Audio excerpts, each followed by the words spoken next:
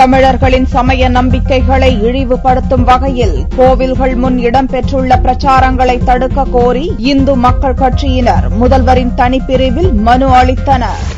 ஸ்ரீரங்கம் ராஜகோபுரம் எதிரில் அமைக்கப்பட்டுள்ள சிலை உள்பட தமிழகம் முழுவதும் பல்வேறு கோவில்கள் முன்பாக தமிழர்களின் சமய நம்பிக்கைகளை இழிவுபடுத்தும் வகையில் பிரச்சாரம் செய்திருப்பதாக இந்து மக்கள் கட்சி குற்றம் சாட்டியுள்ளது. இது தொடர்பாக தமிழக அரசு நடவடிக்கை எடுக்க கோரி இந்து மக்கள் கட்சியினர் முதல்வர் தனிப்பிரிவில் செவ்வாயன்று மனு அளித்தனர்.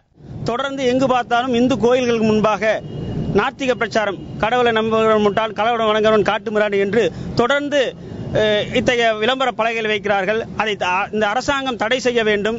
அதே போல ஸ்ரீரங்கத்திற்கு முன்பாக கடந்த கால ஆட்சியிலே ஸ்ரீரங்கம் வைகுண்ட பூலோக ரங்கநாதர் என்று அழைக்கப்படும் ஸ்ரீரங்கநாதர் முன்பாக பெரியார் சிலை அமைக்கப்பட்டது. அந்த சிலையை நாங்கள் ஜனநாயக ரீதியாக போராடி அதை எடுக்க வேண்டும் என்று சொன்னோம். அப்பொழுது அந்த அரசாங்கம் செவிசாய்க்கவில்லை. ஆனால் நாங்கள் அதை அகற்றி எடுத்தோம். ஆனால் அந்த முதலமைச்சர் மீண்டும் அதே இடத்தில் சிலை வைத்திருக்கிறார். இன்றைய இருக்கக்கூடிய முதலமைச்சர் நான் வெற்றி பெற்று ஆட்சிக்கு வந்தால் அந்த சிலையை அங்கிருந்து அப்புறப்படுத்துவேன் என்ற ஒரு வாக்குறுதியை கொடுத்திருந்தார். அந்த வாக்குறுதியை நிறைவேற்ற வேண்டும். ஸ்ரீரங்கம் சிலை உடைப்பின் போது பத்திரிகையாளர் சந்தித்தவர்கள் மீது தேசிய பாதுகாப்பு சட்டம் போட்டிருந்தார்கள். அந்த வழக்கை வாபஸ் பெற வேண்டும் என்பதுதான் இந்த கோரிக்கையானது.